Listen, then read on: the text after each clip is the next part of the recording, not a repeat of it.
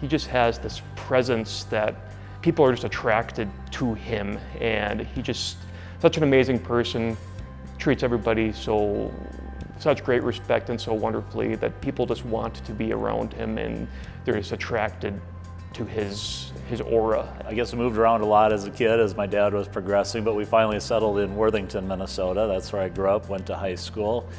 First came to central Minnesota after graduation to go to school at St. John's. And so I graduated with a degree in business from St. John's. And after that, first job was in North Carolina. So I moved to North Carolina for about 5 years after college, and eventually came back to central Minnesota after that. He's been in the trucking logistics industry his whole career, most recently now with Granite Logistics. I think he got his start back at Anderson Trucking back in his early days, but he's been very local here. He spent his time here in central Minnesota. I started working at ATS actually when I moved back to Minnesota, and then while I was working there I met two brothers, Todd and Jake Payne, and we talked a lot and got the idea that we should start our own business. And we went on a deer hunting trip in 1995 and didn't shoot any deer, but we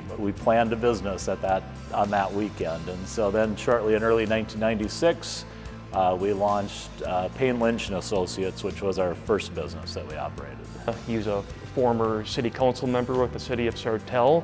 He's done a lot for the city of Sartell. After we sold the first business, Pat Lynch, had a little free time on my hands and had some encouragement to run for Sartell City Council. And so I did that. I ran in 2006, was elected, served a 4-year term, actually ran for mayor in 2010, came up 26 votes short. But that's okay, it's like everything works out the way it's supposed to, and I don't think we would have started Granite Logistics had I been elected mayor. So Granite Logistics is a third-party logistics business. So we arrange for the transportation of freight all around the country using other people's trucks. And our niche is things that are big, wide, and heavy. So we move a lot of construction equipment, machinery, cranes, things of that nature. Our headquarters is in Sartell. We have a second office in Minneapolis.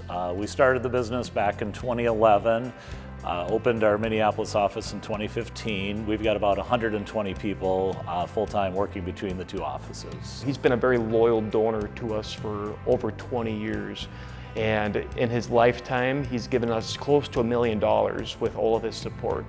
And that's incredibly significant. It's amazing for the organization, but really $1 million over 20 years, he's changed generations of people. It was probably about 20 years ago. I don't know precisely, but about that time frame. And I honestly don't even recall where I got the invite, but I was invited to come do a tour at Emergency Services and get a look firsthand at what Catholic Charities does. Yeah, it was eye-opening, and that gave me a further opportunity to kind of learn more about Catholic Charities, what they do, everything that they're involved in, and so that was kind of my introduction to Catholic Charities. We do a lot of great, over 20 programs and services in central Minnesota, and I don't think he'll really ever understand the impact that he has had. I mean, there's been thousands of people, mothers and fathers, single children, have food on their table now, and they grew up and had their lives because of him. Those seniors have been able to remain in their homes with having warm meals delivered to them because of Pat.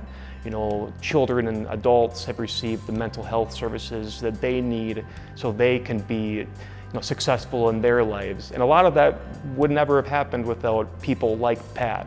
Pat's been our most faithful, loyal donor that we have here at Catholic Charities, giving to a level that he has had. It's very comprehensive how much help Catholic Charities offers to so many people in so many different ways. And I think that was one of the things that was most appealing, is just this. Again, whether you needed emergency services or counseling or housing or all sorts of different help, Catholic Charities was there to offer it.